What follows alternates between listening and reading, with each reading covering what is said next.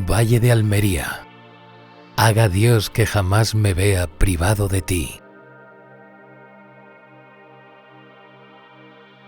Cuando te veo, vibro como vibra, al ser blandida, una espada de la India.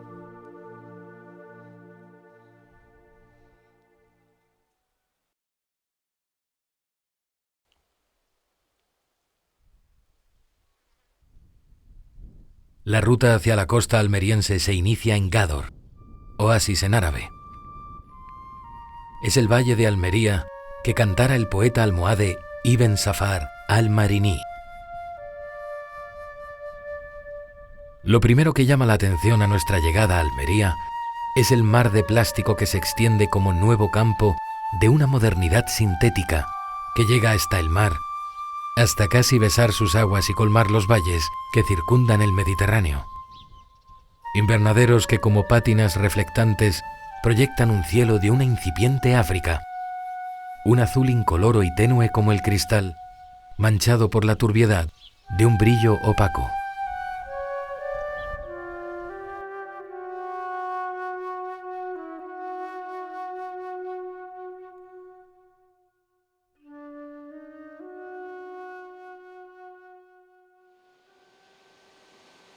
La invasión no fue violenta, se concretó en unas pequeñas batallas, pero la ocupación del territorio fue por pactos. Nos consta el establecimiento de tribus yemeníes. De hecho, hay una familia importante que va a destacar en Almería a lo largo de muchos siglos, que son los Banu Aswad, que fueron los primeros gobernantes. Es cuando va a empezar mayormente esa arabización e islamización. Las fuentes dicen que Almería era una población fundamentalmente de comerciantes, comerciaban con el norte de África, por ejemplo con materias primas, con cereal, sobre todo de que esta zona fue siempre deficitaria, y con manufacturas que se producían en esta zona. Almería fue una de las ciudades más importantes durante el califato omeya de Al-Ándalus y alcanzó momentos de gran poder durante todo el siglo X y XI, ya en el momento de las primeras taifas, con el rey poeta Al-Mutasim. Almería después alcanza una relevancia importante en los reinos de Taifas, porque Al-Mutamid, que es el gran aglutinador de todo Al-Ándalus, el que quiere aglutinar Al-Ándalus, que estaba totalmente con la lucha intestina, estaba disgregado, Al-Mutamid no logra conquistar Almería. Es decir, realmente le va comiendo terreno a Mutasim, que es gran rey, poeta. Entonces era un reino pequeño, pero que era un reino que supo resistir. La taifa de Almería era una de las más importantes, por detrás de Sevilla, generada sobre todo pues, a través de su puerto, y entonces pues Al-Mutasim, de una familia también árabe, los Banu Tujib, que se habían establecido inicialmente en la zona, la Marca Superior, en Huesca, pero que después se trasladó a Valencia y finalmente recaló aquí en Almería, pues dio una gran prosperidad a la ciudad. Estos gobernantes actuaban como mecenas y hacían que en torno a ellos mismos se rodeaban de intelectuales, el mismo Al-Udri estaba en su corte y otros muchos poetas, y de hecho la figura de Al-Mutasim es un rey poeta, ¿no? Esa época se rompe con la conquista en 1147 por las tropas de Afonso VII. Aprovechando de que los almohades tenían una crisis interna, estaban en recesión, estaban siendo contestados en el norte de África, en Marruecos en concreto, pues hay una conquista que dura 10 años, destroza la ciudad y ya la ciudad no se da ni la sombra de lo que fue. Sería una de las ciudades más prósperas del Mediterráneo hasta la toma de la ciudad por un ejército de cruzados catalanes, genoveses, castellanos y francos a mediados del siglo XII.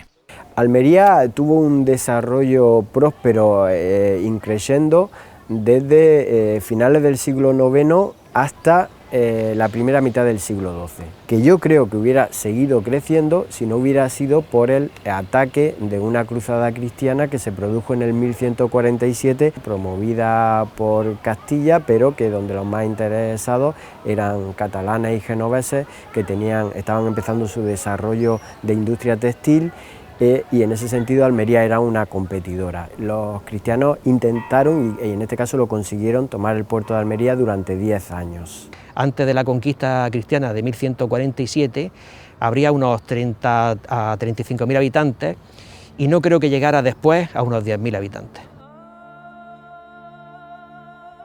Almería fue aquella capital que miraba hacia el mar y a un oriente natural, tiralíneas marino de tráfico e ideas, en un puerto de osados almirantes y marinos, de peregrinos y maestros doctos, de literatos y de hombres de ciencia. Sobre todo adquiere una importancia que es fundamental, que es el comunicador o la puerta de comunicación o el puerto de comunicación con el Mediterráneo oriental. ¿Eso qué significa? Pues que toda la semana había un barco que tardaba aproximadamente 2 semanas en recorrer el Mediterráneo y llegaba hasta Alejandría. Imaginaros lo que podía ser entonces una especie de correo con el Mediterráneo oriental y con una ciudad tan importante como era Alejandría, que era el puerto donde iban a parar todas las influencias orientales, todas las producciones orientales.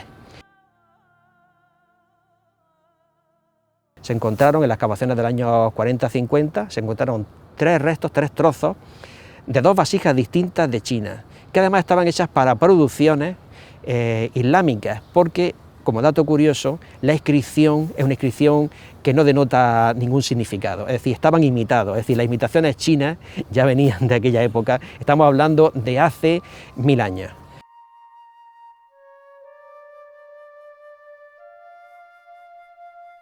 Esta ciudad y su entorno parecen revestidos de otra sustancia, de otra esencia.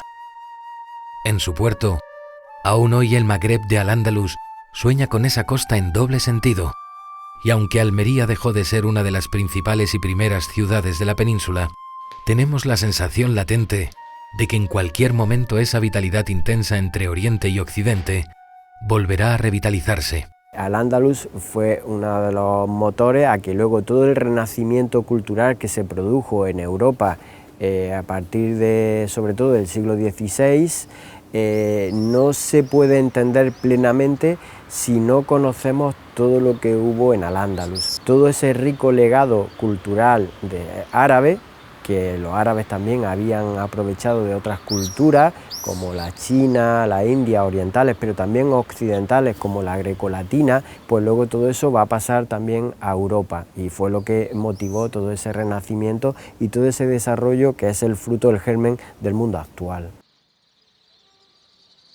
Sus aterronadas piedras y sobriedad se ven compensadas por una agradable calma, balanceada por una sensación tenue procedente de la costa y por el canto de las golondrinas que habitan viejos mechinales en perennes murallas, elevadas a causa del contumaz turismo que se acerca a admirar jirones de un Al-Ándalus disperso, omnipresente en la península.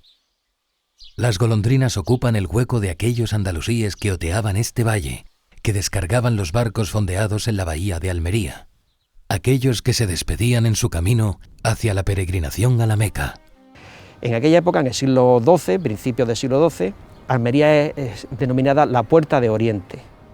Por aquí vienen literatos que embarcan hacia el Hajj y entonces es un puerto de trasiego completo.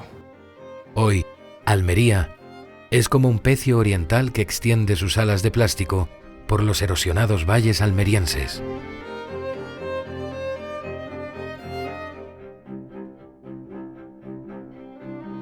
Esta artificial calima es como un cielo invertido bajo el salvaje sol vertical que coloniza las antaño huertas como un orto perenne en los confines del tiempo, que modifica y fuerza con violencia el paisaje en estas extrañas celdas para nuestras frutas, verduras y hortalizas.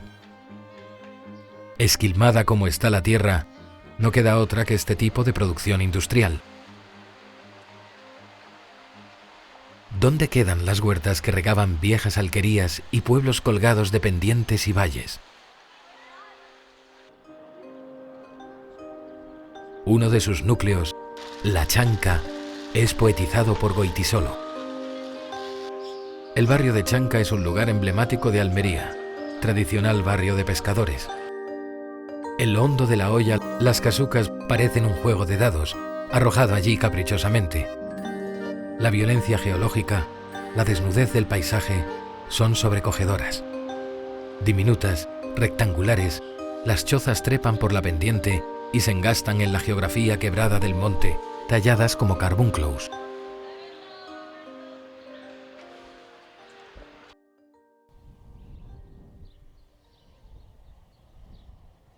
Sus sierras vieron marchar a los últimos de los reyes nazaríes de la península ibérica, obligados al tributo masivo a Castilla y a la voracidad de un estado en ciernes como el español, en plena expansión, y cuyo punto culminante no sería otro que América. Almería fue el puerto natural de la Córdoba califal, riquísima y metamorfoseada en una huerta sin tierra, hoy convertida en un plató de ensoñaciones americanas.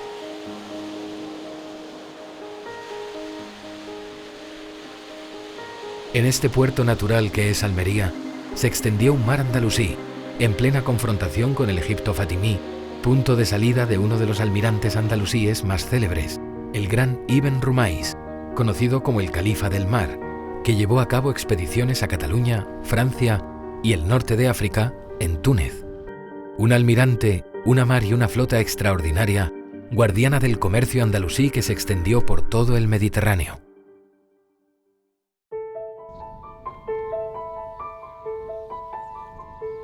¿Qué es y fue Almería? ¿Qué sentido tiene Almería sin Pechina, ciudad fundacional de la Almería actual? Almería es realmente la hija de Pechina. Almería es la descendiente de Pechina, la descendiente natural. En los yacimientos de Llanos de Benítez tenemos una excavación muy importante, por ser el centro germinal de una ciudad que será una de las coronas de Al-Ándalus, la antigua Pechina, germen de la posterior Almería, allá por el 884. Fue un ribat ocupado por yemeníes y más tarde por muladíes y mozárabes procedentes de la Cora de Tudmir, en Murcia, el más importante de la zona. Ciudad independiente en el año 891, momento en que se crea la República Comercial de Pechina, su objetivo era controlar el mar de Alborán. Pechina estableció relaciones comerciales muy importantes con el reino aglaví de Túnez. Es más, las fuentes dicen que la mezquita de Pechina era parecida a la de Kairouán. Pechina mantenía relaciones privilegiadas, de tal manera que incluso cuando se establece una especie de república o de gobierno autónomo, con todas las fitnas de finales del siglo IX, principios del siglo X, Pechina incluso tiene su propia moneda e incluso pues, imita a la moneda del norte de África. En su fondeadero se comerciaba con esclavos, telas y productos agrícolas. Los productos que van a fabricar van a ser por primera vez en Al-Ándalus la cerámica vidriada, tejidos de seda, vidrio y uno que no hay resto arqueológico, pero sí lo sabemos bien claro, es la exportación de esclavos que vienen de la Europa central y eran castrados ahí y se enviaban a las cortes del Oriente musulmán. Aquí se dice que se estableció una especie de importancia textil a través de los telares, primero con productos que imitaban los tejidos de Oriente y productos incluso propios. Es decir, estamos hablando de que desde bien pronto, desde que se funda Pechina como población o desde adquiere importancia ya desde mediados del siglo IX, es la seda y la morera la que adquieren una gran relevancia. La seda, ¿no? Eran muy reputados esos tejidos de seda de Almería que eran exportados a muchos otros sitios, ¿no? También esa, bueno, no ha tenido continuidad y ahora en Almería lamentablemente se perdió, aunque se han conservado restos en toponimia, sobre todo en algunas cosas se veía todavía el recuerdo hasta hace poco de esa próspera industria de la seda, pero la que sí ha pervivido es toda la industria del mármol, utilizado en la construcción, como por ejemplo en la Alhambra, se utilizó bastante ese mármol de Macael, un territorio interior de Almería, pero que también era transportado aquí a Almería y desde aquí también se exportaba.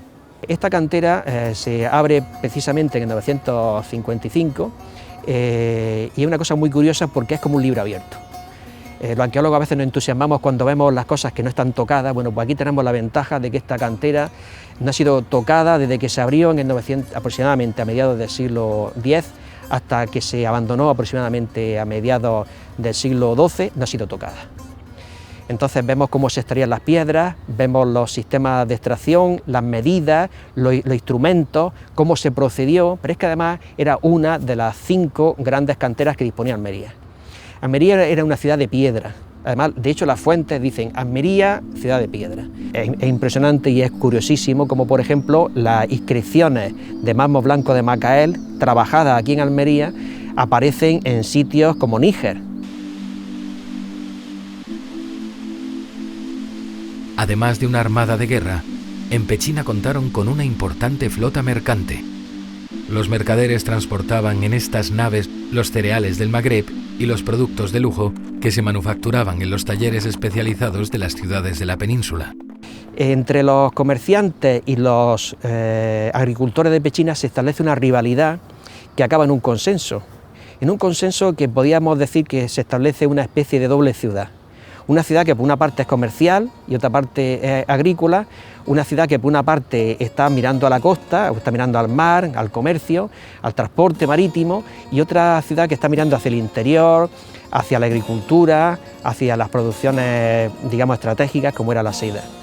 Este consenso político se establece a través de la República, pero después el gobierno central, ya con Abderramán III, va adquiriendo cada vez mayor competencia hasta que nombra directamente al gobernador y ya un paso siguiente que nombra al cadí que era responsable jurídico de toda la zona. Durante el reinado de Mohamed I, los marinos tenían numerosos puertos de amarre entre Alicante y Águilas, desde donde hacían viajes periódicos a la costa del norte de África. Los marinos que frecuentaban la ciudad argelina de Tenés habían instalado una factoría y tenían su base en Al-Ándalus, en las inmediaciones de la Torre de Vigía de Pechina, núcleo de Almería. Finalmente Pechina se sometería a la autoridad de Abderramán III, llamado Al-Nasser, el Protector, en el siglo X. Cuando Abderramán III está acabando con todos los rebeldes, estos no eran rebeldes, simplemente estaban al margen, pues efectivamente aceptan ellos la introducción en el Estado emiral de Abderramán III y a cambio Abderramán III les deja que ellos nombren su gobernador, hasta que en el año 955, ya por el conflicto que tiene, el principal conflicto que tiene el califato de Córdoba, que es el califato fatimí del norte de África, pues decide convertir lo que era el puerto de Pechina, Almería, en la base de la flota califal. Entonces ya empieza el trasvase de población de Pechina a Almería. Y seguidamente aquí se establece la sede de la Armada Califal. Había dos, que era Sevilla y era Almería, y fundamentalmente el papel de Almería era controlar el Magreb central. ¿Por qué? Porque a través del Magreb central le venía al Califato de Córdoba, le venía el oro. Y en el norte de África tenían a los fatimíes, que eran chiíes, y habían establecido una especie de pugilato, de lucha, de rivalidad en todo el Mediterráneo occidental islámico, en todo el Magreb, para ver quién podía un poco controlar toda la zona. Pronto la Marilla de Pechina, llamada Al-Marilla o Almería, se convirtió en el más frecuentado y activo puerto de la costa mediterránea peninsular. En esta región de Pechina, los yemeníes tenían la misión encomendada por el emir Abderramán de vigilar la costa contra incursiones del Egipto fatimita y de los machus, aquellos vikingos que los andalusíes llamaban adoradores del fuego. Fueron estos marinos los que dotaron a Pechina de un conjunto coherente y bien articulado de ciudad islámica. Al-Idrisi fue uno de los principales geógrafos medievales. Recopiló una cantidad de información geográfica muy importante para el conocimiento del mundo mediterráneo y costas marítimas. Decía Al-Idrisi en 1140, la ciudad de Almería, en los días de Al-Mulatam, era la ciudad del Islam, y se encontraba en ella todo lo extraordinario de todas las industrias. Había 800 talleres de tejidos de seda. La antigua mezquita, actual iglesia de San Juan, está hoy ocupada por un cuartel. Tras el terremoto que asoló la región, no se reconstruyó debido a la falta de fondos. Gracias a ello, conservamos el mihrab. Al producirse la conquista cristiana, toda catedral se imponía como un símbolo de imposición sobre la antigua mezquita Aljama. En el caso de Almería la salvó un terremoto importante de 1522 que hizo que lo que era la antigua Medina quedara arrasada y que la catedral que había empezado a construirse ahí se decidiera finalmente construir en otro sitio. En el interior hay un muro y vemos la quibla y el mirab. En este hay arcos polilobulados como los de Marrakech, la Kutubiyya. Resulta tan alucinante como turbadora esta imagen que parece producto de los desiertos de Almería. Es curioso observar todo un mirab conservado en el interior de una iglesia mostrado en soledad, donde los nuevos fieles le dan la espalda.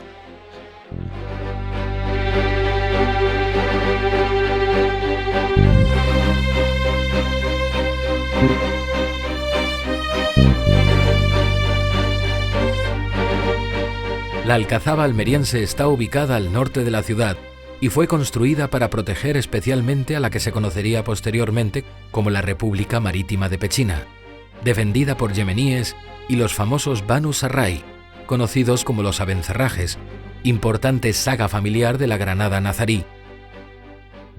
El eunuco de origen esclavo, Jairán, sirviente de Al-Mansur, se haría con el poder durante las primeras taifas a principios del siglo XI.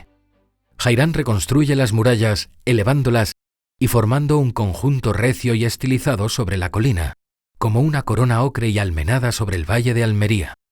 Las murallas tenemos lo que se denomina muralla de Jairán, pues es un trozo que está estupendamente bien conservado. Algunas torres incluso están tal y como se dejaron.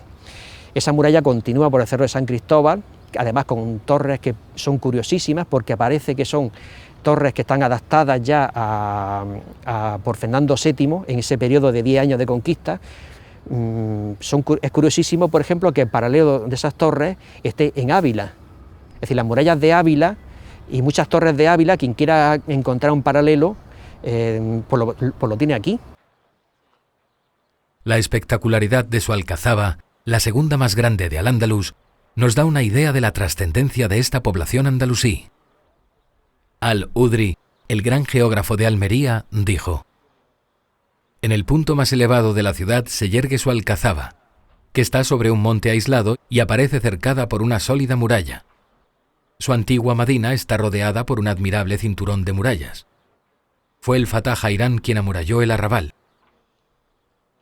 La alcazaba de Almería tiene 200 o 300 años haciendo palacios, haciendo y destruyendo palacios. Entonces, como arqueólogo, es una maravilla, porque es como un libro de los palacios en Al-Ándalus.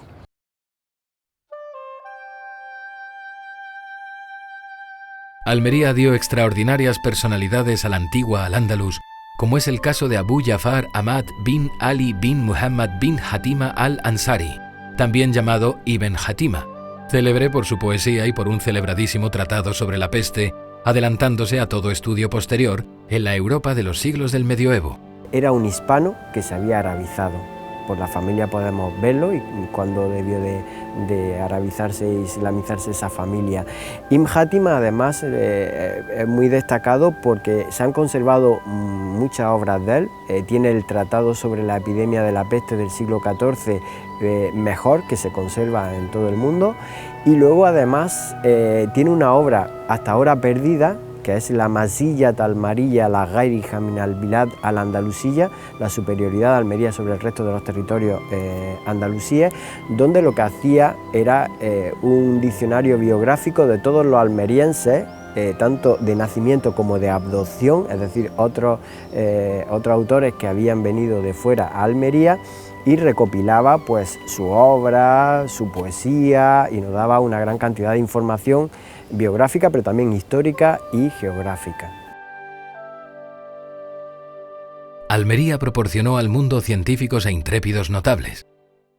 De Almería procedía Yuder Pacha, aquel legendario guerrero al servicio del sultán marroquí y que llegó a formar un imperio neo-andalusí en la curva de Níger, conquistando Tombuctú al imperio Songhai.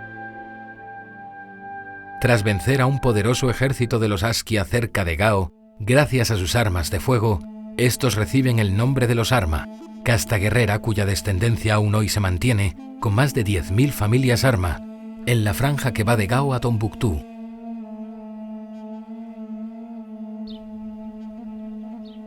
La ermita de Algizar, Al-Hizam, se trata de un morabito islámico de forma octogonal y rematada en cúpula circular con nervadura interior y la clásica estrella de 8 puntas, hoy reformado.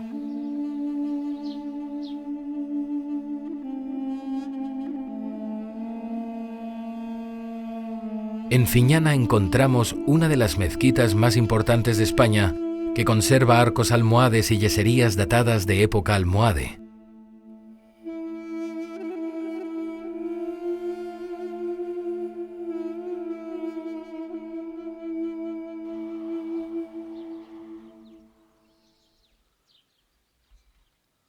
En estas intrincadas sierras y elevados montes se refugió el último rey de Granada. Los reyes católicos concedieron a Boabdil su reino, su último reino, en esta ciudad, hasta que, arruinado, pasó con su familia al norte de África. Así, en el capítulo 63 de la parte segunda, el Quijote se expresa al morisco Ricote. Bien sabes, oh Sancho Panza, vecino y amigo mío, cómo el pregón y bando que su majestad mandó publicar contra los de mi nación puso terror y espanto en todos nosotros.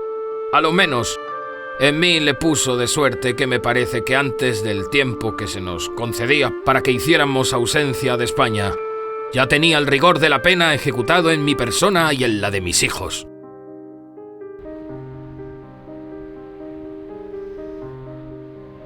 Esta misma Almería, esencia mediterránea, fue un puerto acogedor de peregrinos y poetas, y elevada sobre un mar imponente, representó un Al-Ándalus marítimo, poderoso, permaneciendo como una de las urbes más totales de la Edad Media.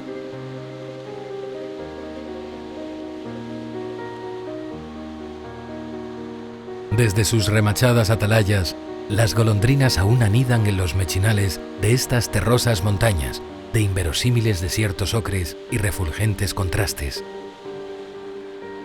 Volverá Almería a tender sus naves, que como puentes flotantes aunaban el oriente y el occidente